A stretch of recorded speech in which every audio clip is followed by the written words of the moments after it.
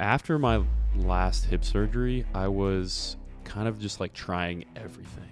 And I was at O2 Fitness and stumbled into a vinyasa yoga class. Just something clicked there, like the first class, and I was hooked. And I started practicing yoga a little bit. The teacher from that class opened up a studio, and I was like, all right, I guess I'll just sign up for the teacher training.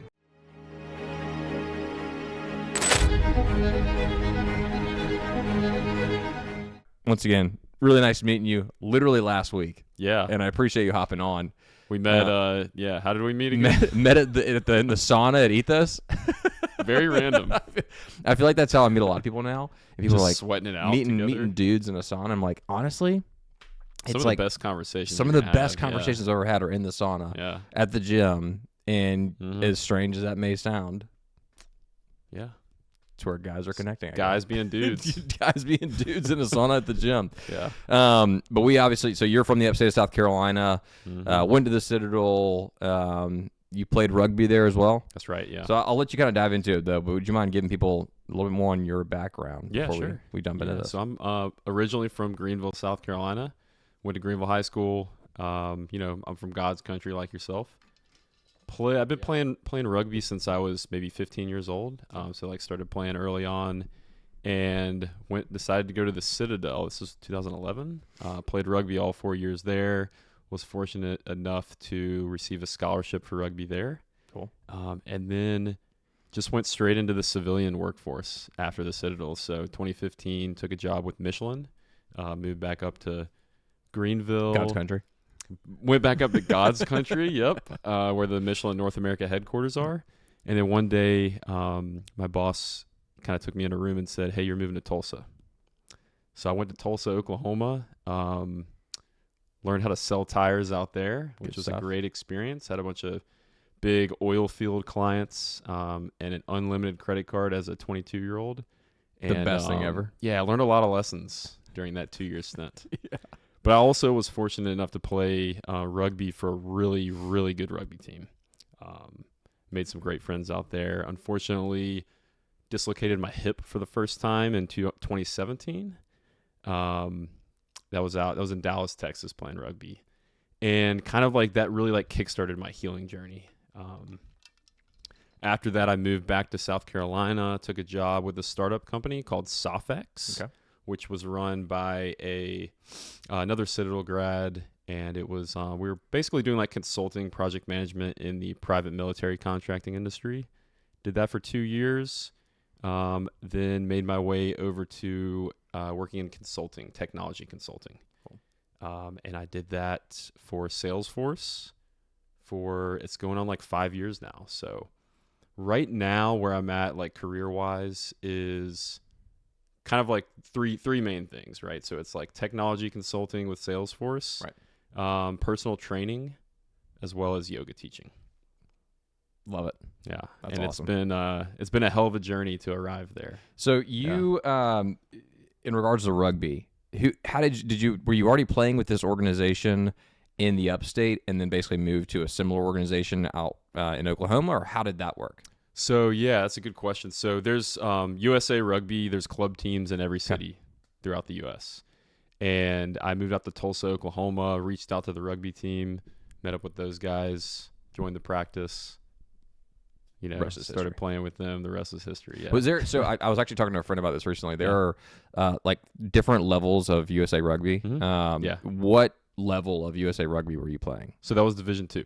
Okay, so there's D1, D2, D3, and then there's D4, D5. Oh, really? Okay. Yeah. It's more than that. Oh, yeah. Wow. So D2, are any of those, D1, D2, are those the guys that are probably going Olympic team, or are they playing semi-pro? So what does that look like? Yeah, so that's a good question. Okay. I mean, you have some bleed over into it. Now there's actually professional rugby in the U.S. Got it. Major League Rugby. And there was 4 of the guys from the Tulsa team that played Major League Rugby over the last couple of years. I don't know anything about rugby, if I'm being completely honest with you, which is why I'm super intrigued about this topic. So if you can kind of dive into that for a minute, because my dad played rugby growing up, not growing up. My dad played rugby in college, and I think a little bit after. He actually went to the Citadel, played football for a year, and then went to Hawaii Pacific to play rugby there. Great, yeah. And finished out off his college degree there. Mm-hmm. But I've never gotten into it. Yeah. And I feel like it's not I hate to say it's not like a southern thing. Like maybe like I don't know if it's like a geographic location for rugby, but I just never really had a desire because nobody really was doing it except for at the Citadel. So I'd love to just learn more about the rugby setup. Yeah, man. I mean, rugby's all over the U.S. It's really big internationally in some different countries, but it really is all over the U.S. And it's these clubs. Like there are these clubs that invest in youth rugby more or less in different cities. And there's a lot of international influence. So there's places like New York has a big rugby scene. D.C. area has a big rugby scene. Okay. You go out west and like San Diego has a huge rugby scene. Seattle has a lot of good rugby teams. It's just spread out, man. So it's really spread out. The professional league, though. So when did the professional league of rugby start? So there's been a couple of different professional leagues. That I think originally the Major League Rugby started like back in 2010 or something like that. It lasted only a couple years. They didn't really make it work, but I think maybe 5-6 years ago, MLR started back up, and they've been profitable so far. Kind of like figuring out a way to make it work in the modern age. Love it. And they're producing a lot of good rugby players who are going. Some of them going to play at the Olympic level. Some of them going to play internationally. Yep. It's good to see the growth of rugby. And I feel I see like everything I see online. I feel like is like New Zealand or like that kind of rugby, right? But like that's a whole nother level, right? It's just like international rugby, though, right? Yeah. Is everything that I see online. I haven't really seen. I mean, I obviously see like USA like players, but I don't really see much of the sport, I guess, highlighted online. Maybe that's just not my news feed. Yeah, it's not the stuff I'm getting. I'm sure you get a lot of it. Yeah. But a lot of it's been international. So who are those? You didn't play internationally. No, I did not. Okay. No. But who are those like international organizations that are much bigger? Like where is the next level of rugby, I guess, right now? Yeah, I mean England, Ireland, Scotland, France, Wales. It's actually getting pretty big in Italy. Okay. And then you got like the Pacific Island nations. New Zealand, that's all they do is rugby. Fiji has one of the best sevens programs in the world. Probably the best. South Africa is huge in rugby. Australia has a good rugby program. Japan has just come on the scene, and they're doing a great job now. Cool. So it's really spread out. I mean, a lot of the places that England colonized, those are kind of the makes sense. Yep, makes a lot of sense. That I'm mentioning here. Yeah, I mean it's been around for obviously a very long time, but I just feel like it's never. And obviously it's growing in popularity now, but you haven't really seen the U.S. scene break out, I guess, as much because of maybe sevens. We've kind of broke out in sevens, right? Like we've made it to the Olympics in sevens. The women's team is doing a great job right now. Cool. Things are looking good for rugby. Maybe it's also because like we're people are super sensitive, and like playing a sport where you're hitting each other without pads on is. I know it sounds crazy. It sounds crazy, doesn't it? That's probably the main reason the vast majority of people haven't gotten into it, but it does look like a lot of fun though. Yeah. It's great, man. I love it. It is the best sport in the world. I love it. And are you what position did you play? I played scrum half. So there's you look at a rugby team and there's a bunch of big dudes out there. Yeah. And then there's one short guy. And one short fast guy. And he's the scrum half, right? Got it. So his job is to be at every single scrum, every single ruck, and he grabs the ball off the ground and passes it out from there. Got it. So it's usually a short guy that can get down low to the ground. So you're getting the ball and you're passing it out to like typically the faster guy on the outside, or is that? You're gonna pass it to the 10, the fly half. So he's like the quarterback kind of. Got it. Yeah. So scrum half is like a combination between like quarterback and center. Okay. Good to know. And then you're passing it out to the guy that's the fly half, who is like the quarterback / punter. Gotcha.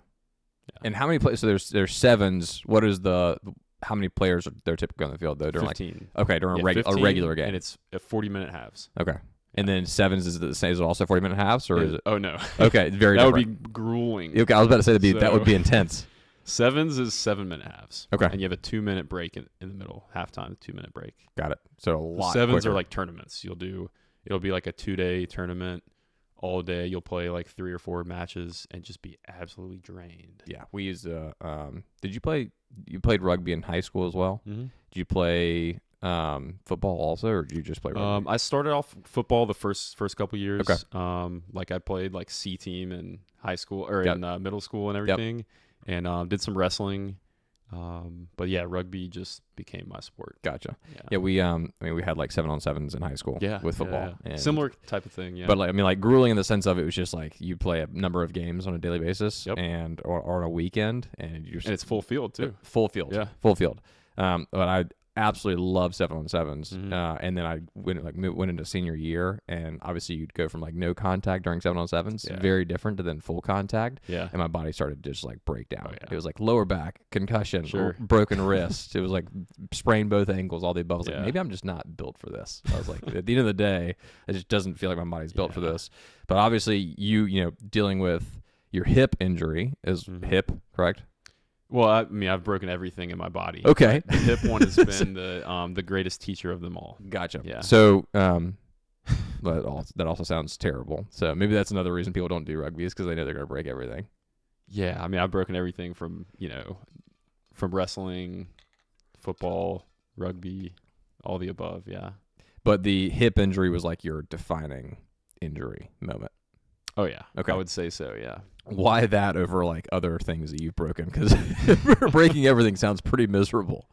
Yeah, I've just the hip injury, it was a dislocation. Like I dislocated my hip. I was in the middle of a rugby match, landed on my knee. A guy fell on top of me. My femur came out of the hip socket and was lodged behind my glute. That's awful. I was laying on the field. I was like, oh, I know, like my hip's out. You know, it's like so much pain that you didn't even feel pain.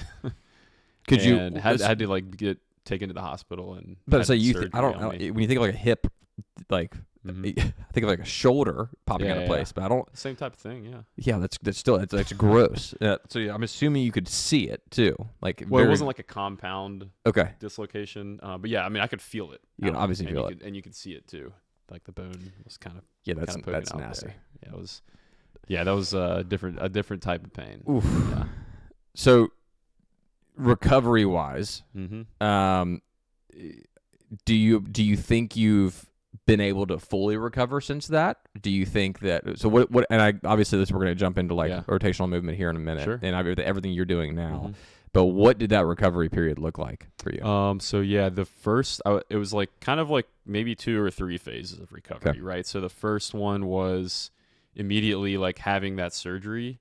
And so they had to it was an open reduction is what they call it. So they had to like slice me open here,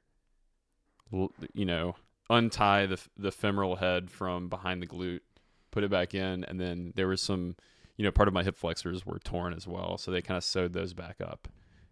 You talk about it so calmly, and I'm over here like this, like cringing. That's gross. Yeah, it was tough, man. It was like, I had to go back to like walking with a cane, for a while. And, I was living in Tulsa by myself at the time, and I just PT'd all day, every day. Like I would go to the YMCA, do some physical therapy, go in the pool, and just walk back and forth in the pool until I couldn't move anymore.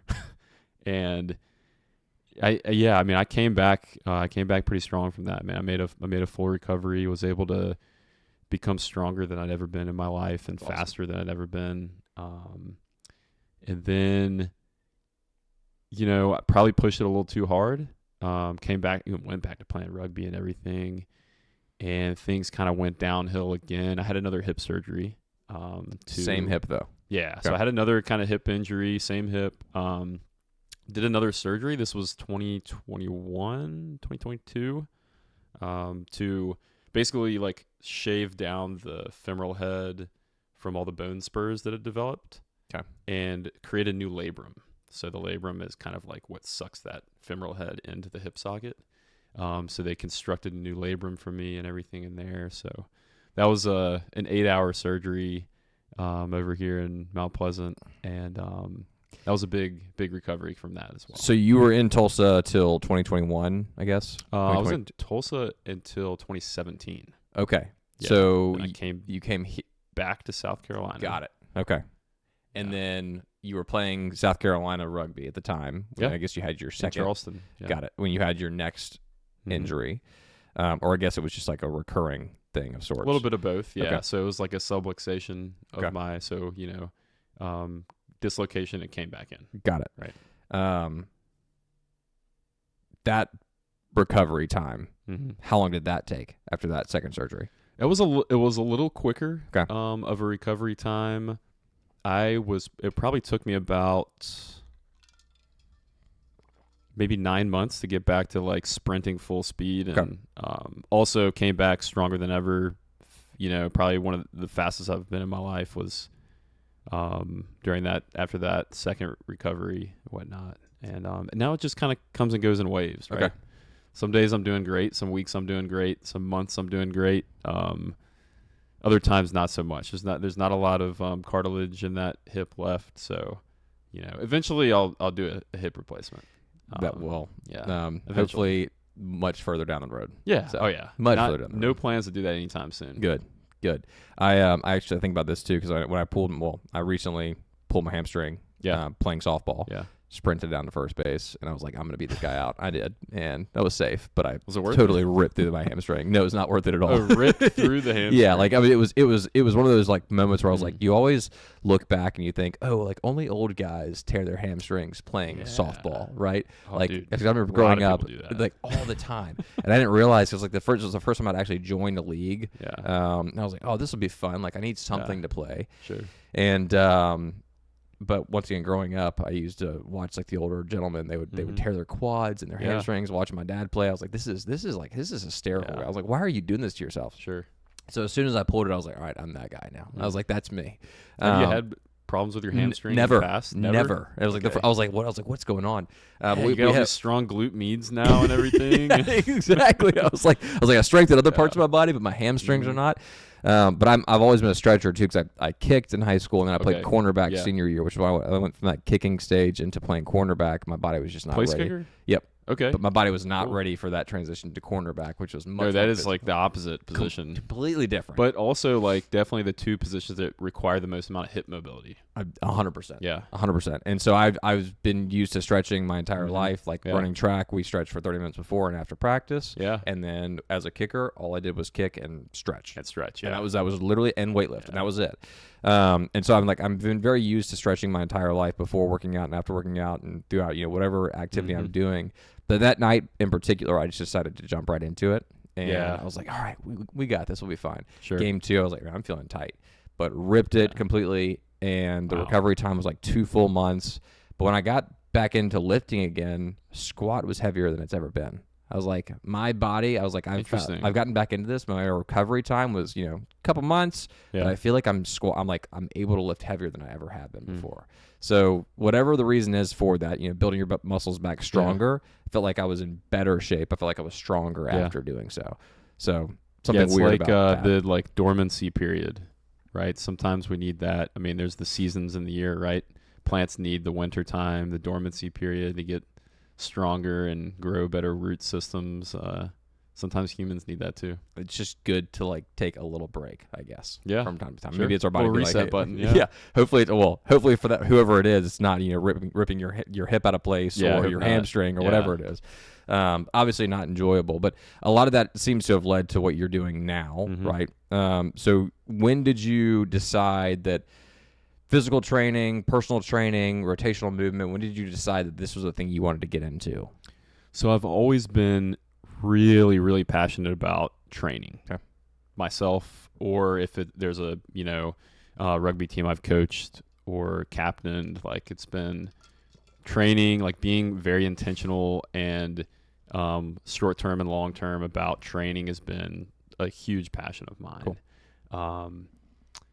And after my last hip surgery, I was kind of just like trying everything. And I was at O2 Fitness and stumbled into a vinyasa yoga class. And just something clicked there, like the first class. And I was hooked. And started practicing yoga a little bit. The teacher from that class opened up a studio. Cool. And I was like, all right, I guess I'll just sign up for the teacher training. Like I had just been practicing yoga for a couple months and signed up for teacher training.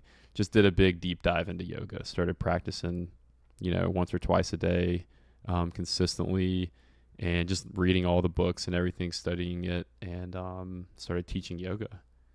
and I've been like, I guess about a year and a half, a little longer than that. Okay. Been teaching yoga a couple times a week, consistently. But had you ever done yoga up to that point? So I had been doing this app called Pliability. Have you heard of that? I've not, no. So it used to be called, what is it?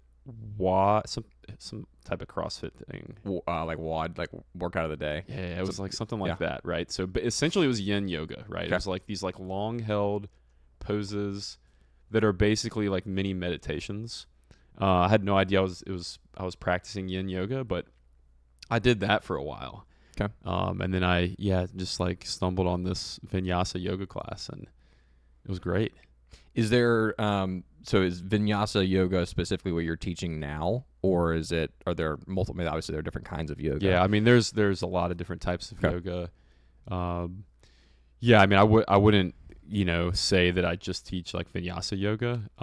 That's mainly, most of the classes that I teach are vinyasa based yoga. But it's really mixed modality. I'll sprinkle in like some yin, and sometimes I'll teach a primarily yin class. I take things from animal flow, prasara yoga, Budokan yoga, Ashtanga yoga, and I just teach yoga. I wish I knew the different kinds of yoga, but I guess we're learning that today. I didn't realize there were that many different kinds of yoga. There's so many different kinds. I just know the 2 classes I've ever taken, I'm like, damn, I feel so good. Well, what I have no idea. It was it was just yoga. It was just yoga. I just remember it being, obviously it was a kind of yoga, and they had it listed when I went to take the class, but now it's like taking a couple classes at the gym, and I took a class, this is a while ago, but regardless, every single time I left, and I was like, man, I feel calm, I feel cool, I feel collected, I feel focused, and you're really just getting to that, I mean, obviously that deep meditative state in which your body is completely relaxed. Exactly. And like getting yourself there though, for a lot of people is very difficult, especially when you're working all day, you're surrounded by BS and negativity and all the above, and you're trying to really get into that Zen space, and it certainly helped me to get there. Yeah. But I don't know why I haven't done more of it. I think more so for me, it's just like I like working out. I think the gym in and of itself is does that for me. Sure. That's your practice. Yeah. But looking back on it, the yoga classes have been the best at getting me to that full relaxation state. Yeah. So. Yeah, that makes a lot of sense, man. It's like there's a lot of different ways that people arrive at yoga. For me, it was the physical practice. Yeah. It was like, here, like what can I do to like balance things out and like relieve some pain, right? And all of a sudden I'm meditating, I'm like taking time out of my day to meditate, and I thought I needed to like go to that yoga class and like do 90 minutes of hot yoga, like efforting as hard as I can in order to reach that state, and it turns out you can get there by like sitting still and closing your eyes for a few minutes. You can get there by being intentional with your breath, and you can get there any time of the day you want to, which is incredible. So if you had some suggestions for people that are listening in regards to getting into yoga or getting into like a meditative state, what would be some of those tips you would provide in regards to not just getting started, but doing that maybe when you don't have the time, where a lot of people are like, man, I don't have the time to go to another class, or I don't have the time to do something else. Yeah. Like, what can I do to get there? Yeah, I think like the number one way to do it is to like join other people. Like I would say like find a teacher or go to a yoga studio. It's just going to be so much easier for you to get into that state when you're around other people that are also doing the same thing. It's a lot easier. But if you can't do that, I would say practice pranayama. Pranayama is breath work. It's ancient. I was going to say, what is pranayama? Yeah, pranayama is breath work. It's it's just a breath practice. Is there a methodology of sorts through that? Like what specifically is that? And when you say breath work, is it 4-second hold? Is it a 5-second hold? Like what is that strategy? There's hundreds, if not thousands, of different pranayama techniques. Okay. I would say like the most basic one that I typically teach in most of my classes is box breathing. Okay. So most people are familiar with that. Yep. Box breathing, which would be like this 5-second inhale, 5-second hold, 5-second exhale, 5-second hold, and then you repeat. Yep. That's the only one that I'm like familiar it's great. with. It's a great technique.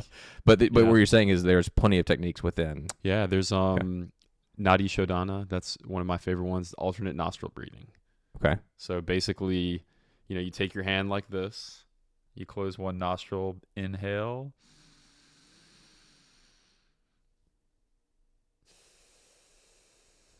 and you just kind of cycle through the nostrils. Got it. Right. So you're inhaling through one nostril. Inhale through the left. You're exhaling through the other. Exhale through the right. Is there a time period for that? Yeah, I mean, there's a lot of different ways to do it. Okay. You could do circular breathing there where you match things up and you just inhale for 5 seconds, exhale for 5 seconds, inhale for 5 seconds. You could do that. Cool. A really powerful way to do it is to practice the holding the inhales and holding the exhales. So with box breathing, typically it's 5 seconds, 5 seconds, 5 seconds, 5 seconds, correct? Or however many seconds. Or however many you want to do. I usually do box 5 just because. And then with the nostril technique, is it the same thing? 5 in, 5 out, typically? I mean, obviously there's a lot of different ways to do it. I think I'm just more so curious to know, like, what do you think maybe works best for when you're working with a client? Yeah, I like to simplify it to 5. Okay. Yeah, 5. Got it. 5 is kind of the magic number that I end up using. Cool. I feel like breathing in for more than 5 seconds is like a little intense. Sounds like, how many intense. seconds can you actually breathe in for? You can do it. Okay. Oh, yeah. You can go super. You get pretty long.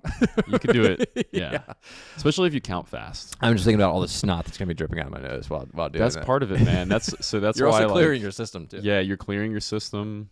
Yeah, it's okay to blow your nose. It's okay. So we should be blowing our nose more frequently. Yeah. The whole breathing thing has been really, well, for me specifically over the years, I found the more that I sit there and I focus on my breath, not specifically doing breath work and like doing it properly, like my technique has never been great. Yeah. But just sitting there and deep breathing in and out, and I'll sit at my desk, or I'll sit there and I will just breathe in and out, in hopes of calming my body, which it does every single time. How about this one, Cameron? Do you know about Ujjayi breath? I do not know. Okay, so that's sort of like the textbook breathing technique for yogis, like yoga practitioners, right? So like during our yoga practice, typically we will resort to Ujjayi breath throughout the entire practice. Okay. And it's also known as, Ujjayi breath. Some people call it ocean breathing. Okay. Some people refer to it as the victorious breath, right? It brings you into the present moment, it heightens your focus, and it removes all distractions. You want to try it out? Let's do it. Okay. Absolutely. So you're going to take your hand in front of you. Okay. Like this is like a mirror. Okay. Okay. And then go ahead and open your mouth and like fog up the mirror. Right? You feel that constriction in the back of the throat? Yep. So do the same thing, but close your mouth. Right? Yeah. Feel that small constriction in the back of your throat. So keep that for the inhale. Okay. And then keep it for the exhale. So that's the Ujjayi breath. Also 5 seconds in, 5 seconds out, or does it matter? Just do it. Just keep your mouth closed. I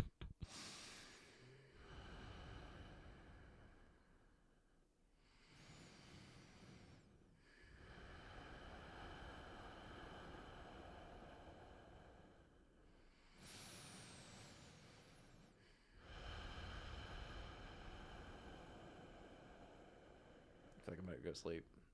That's pretty nice. That's really nice. Yeah, I'm literally sitting here like I'm about to go to sleep. You're locked in now. Yeah. Wow. Yeah, there's something to be said about breath work, which I've one thing you read about it, you see it online all the time. I just have never really actually practiced it properly. Yeah. Wow. Yeah. Love that. Ujjayi breath. Ujjayi breath. Yeah. So we're gonna do a lot more of the Ujjayi breath moving forward. Yeah. Also, I think I'm coming to the class on Saturday.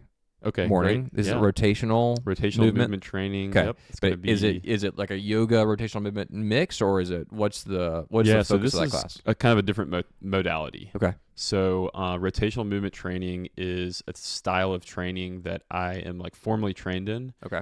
Through WEC Method. So WEC Method is the organization and the training modality that I trained under, and specifically rotational movement training, which is kind of the introductory into that methodology, is what I'll be teaching about. Love it.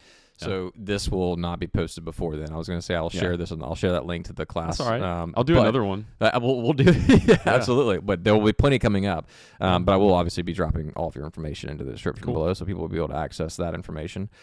But can you tell us a little more about rotational movement as a modality as well? And I loved, we were talking about this before, I loved your posts on social media about the meridians, meridian lines. Is that right? Yep. And how that relates to your body and your movement, et cetera. So if we just dive into that part of things, sure, that'd be awesome. Yeah. Okay. So I guess we'll start with the meridians then. Okay. So there are some people, a lot of people know this. This is like traditional Chinese medicine or acupuncture. The body has 12 meridian lines, right? And they start, they connect through the fingers all the way through the body, through the organs, down into the toes, right? And they also connect up into your face, your head. They connect through your ears as well. And these lines of energy travel through the connective tissue, right? So it's the fascial system, which is just below the surface of your skin. Okay. So these energy lines are, used in acupuncture, acupressure. They're also used in like traditional Chinese medicine. So you're treating like the body as a whole unit, treating the organs, the emotions that the organs that line up with with each organ, treating the movement. I guess that brings me into the next section. Yep. So like there are a lot of practitioners out there that treat patients or treat people with these meridian lines by showing them how to stretch them. Okay. There are ways you can apply acupressure, right, to different meridians. There are ways you can massage those meridians, like Rolfing and things like that. What is Rolfing? Rolfing is a style of massage therapy, basically body work. It's like deep tissue massage that's very like fascially connected. So it's meridian line based massage techniques. There's I'm gonna butcher the name of it. There's a guy online, human body something. Anyways, that's all he talks about is the fascial stuff. Yeah, it's huge right everything now. he does. Yeah, I need to share that account with you. You probably already follow it. I'd love to. Yeah, but I've been seeing a lot more about it, and a lot of it as it relates to like old like Chinese medicine as well, and with a lot of that with like acupuncture. People see a lot of it as like woo-woo BS, right? So how do you kind of break through the barriers of like the woo-woo, like yoga BS stuff, right? And like be like, hey, this is actually like scientifically proven, right? Yeah. Obviously, a lot of it is. But how do you kind of break through that with people and be like, hey, this is actually why this is working? Yeah. So how I practice fascial training with rotational movement training is all movement based, right? So I'm not actually like, putting my hands on people and showing them where their acupressure points are. We're moving, right? You can use these meridian lines, right, to enhance your movement patterns. Okay. So essentially, without getting like too into the weeds of it, which you'll do on your podcast when you launch that. Yeah, we'll definitely get really in depth on that stuff. But for here, basically what I would say is there are ways we can steer our fingers and our hands as well as our feet and our eyesight in order to tell the body which way to move. Okay. Right? So for example, starting from your pinky edge of your hand, that's going to be your heart meridian, right? So we can steer that in to create more internal torsion, right? Or we can steer it out to create more external torsion. That's this bilateral movement. Okay. That's an example. Got it. And what does that do for you? I mean, obviously, you talk about it being connected to your heart. Like, what does that do for you, though? And I say this in the sense of a lot of this is very scientific. A lot of this is very proven. But I feel like these are things that I've done my entire life. Right? Like I stretch, but I don't really know why I'm stretching. Right? Yeah. I stretch because I know I need to, and it's good for my body. And I know that certain movements are going to be good for my body. And I do a lot of banded stretches, etc. But at the end of the day, I'm not super scientific about it. I'm just like, I know I'm doing these things because they're good for me. I know I need to move. Sure. So I guess, something like that, why would that be good for you? Yeah. So, I mean, rotational movement training, regardless of like the fascial background and meridian lines, right? It's basically just a different plane of motion to train in. Got it. Right. So if you think about CrossFit, it's all this bilateral training, straight line, linear training. In rotational movement training, we're actually moving side to side. We're moving in spirals, which is how the body naturally moves. Okay. So we're using tools like a rope to teach our body how to work together and shift weight from this side to this side, which is what we need to do if we want to walk or run, or throw or catch a ball. I mean, are there particular athletes or like certain kinds of athletes that benefit more from rotational movement training, or would you say it's all encompassing of all athletes? Or are there certain sports that maybe benefit from it more? Well, if you look at any athletic movement, there's always going to be a rotational component in it. Every athletic movement. But the easiest ones to really see it are things like tennis, things like rugby, things like wrestling, things like golf. Obviously those are like big rotational movement sports. But the fact that we still train in this linear path and we're just training the body to be stable at all times, and then we go out there on the rugby field and we are rotating the entire game. I think it's amazing that people are starting to bridge the gap between just this bilateral training and actually start learning how to steer and load these rotational patterns. Well, you can see an athlete that's like super tense and stiff, right? Like you can tell when they have not been training enough rotationally. It's very, very clear. It's very clear. And like you can be a big guy and still have like mobility and obviously have be rotating properly. But if you're a big guy and you're stiff and you're not, obviously you're going to be more prone to injuries too at the end of the day. And I've the same thing like with my hamstring. I had not stretched enough. I was not training enough, right? I was not doing enough in that regard to like be properly prepared for the movement that I was about to be taking on. And so it is interesting though to watch and kind of think back on times where I was not training properly for the thing I was doing, and I was too stiff, too tense, and it obviously led to an injury. So it's like why not focus on these basic fundamental patterns that we're going to be utilizing throughout our sport? Why not practice those in the weight room? 100%. Absolutely. I feel like a lot of people don't really think about them unless you are in a a training program where you do have a weightlifting coach or a rotational movement coach or some yoga teacher, et cetera, that is actually helping you through these movements. Where if you're just like playing recreational sports, you're not really thinking about it much. But the older we get, the more our bodies change, the more our bodies need those things too, right? And not to, well, actually, I guess we haven't discussed it on the podcast yet, but it also is great for your mental health too, movement in general, but rotational movement is great for everything, especially the mental health and getting out and actually moving and rotating your body properly. Absolutely.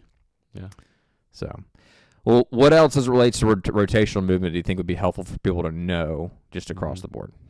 So one thing I see a lot of, and we'll get into the rope flow. I wish I brought a rope, but we'll do that on Saturday. Looking forward to it. Rope flow has been my favorite part of this rotational movement training. For me, it's like the best tool for shoulder mobility, learning how to rotate through the shoulders, which talking to any like health professional, movement professional, they're usually going to know that shoulder problems, the way to fix most of these shoulder problems is going to be by strengthening external rotation.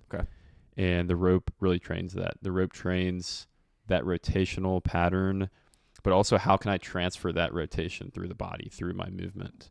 So what kind of like rope movements are you referring to? Because I'm thinking like jumping a rope, right? Yeah, jump rope is a great way to do it. But the problem with traditional jump rope is it's a bilateral movement, right? You're just rotating, right?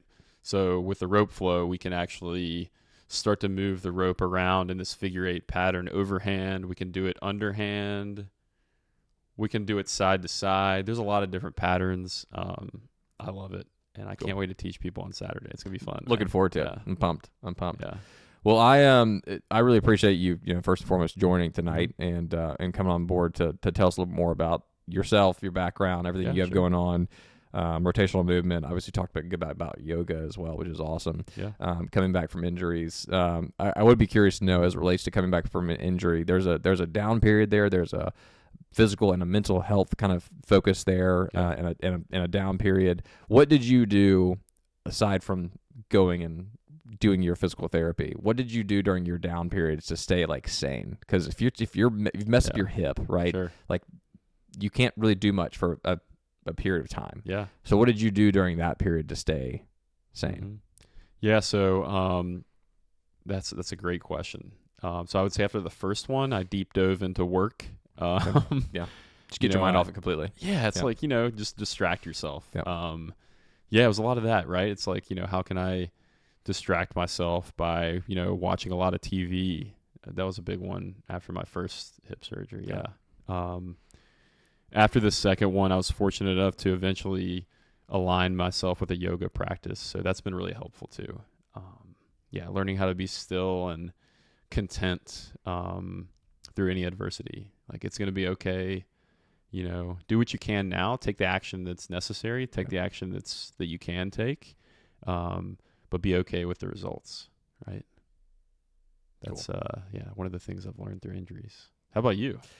Yeah, I mean the same thing. I think the hardest part is when I wasn't necessarily like playing a sport, like professionally and or at a super competitive level, right? Sure. So it wasn't as big of a deal. But I think not being able to move, as you would maybe want to move, is frustrating. So for me, I went and I would just sit in the sauna.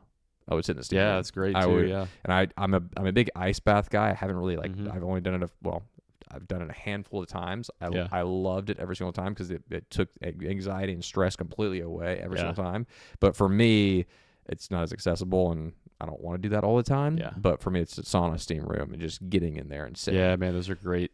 Amazing. Yeah. So I think that was, I couldn't move like I wanted to move. Yeah. So instead I would go and I would sit in the sauna and steam room and just like try to get into that meditative state as best as possible. Yeah, I love that. But I don't know for me if, sitting behind and like obviously there was a lot of work too. And so just continuing to work and work through it was great, but still finding a way to sweat, I think. Yeah, exactly. Sweat. But then I guess also for me to like re-answer your question, doing the things that I could do, right? So like I got really into doing pull-ups and dips. Okay. I would do a ton of pull-ups. So you just got super jacked. Like kind of. Yeah. I mean, a little bit. Yeah.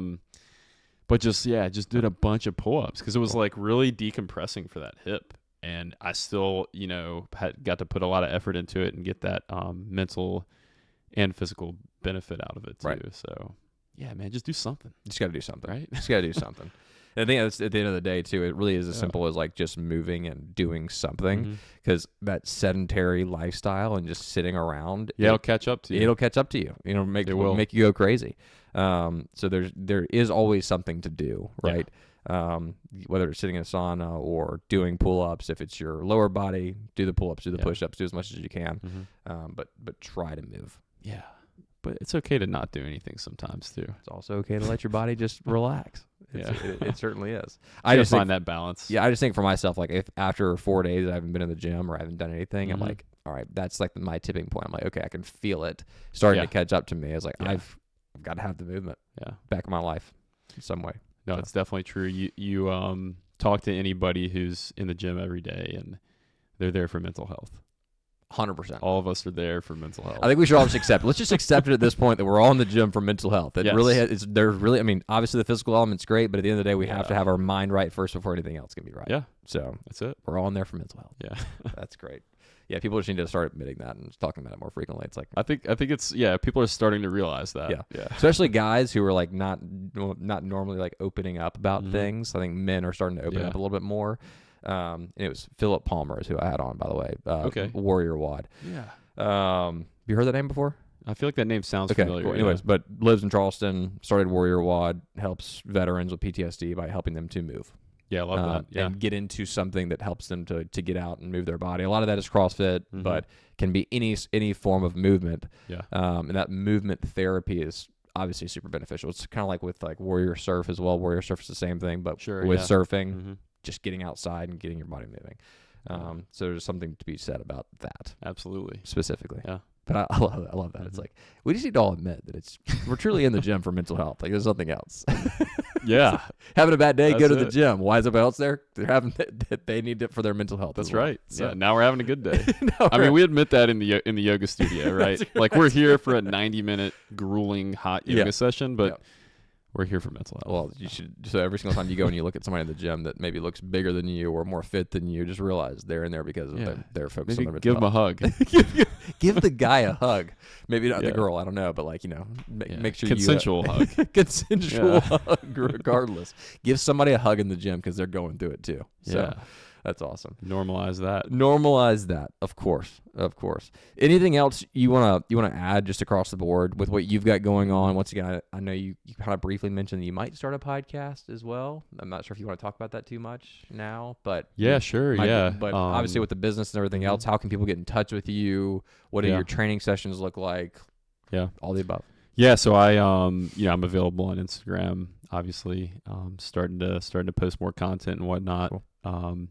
And I guess like working with me, I teach yoga classes, so anybody is welcome to join any yoga class. And then also I do personal training, right? And so personal training, I have a lot of different clients. Mainly do one-on-one coaching, and so it's a mix of either like traditional strength training and a little bit of rotational movement training, depending on the client. I do semi-privates too, so I have like a couple of groups of like 2 or 3 guys that love to train together, and I'll work with them once a week. So that's typically kind of how I do things right now. Got it. And at what gym are you? So you're working out at Ethos, but you're training at.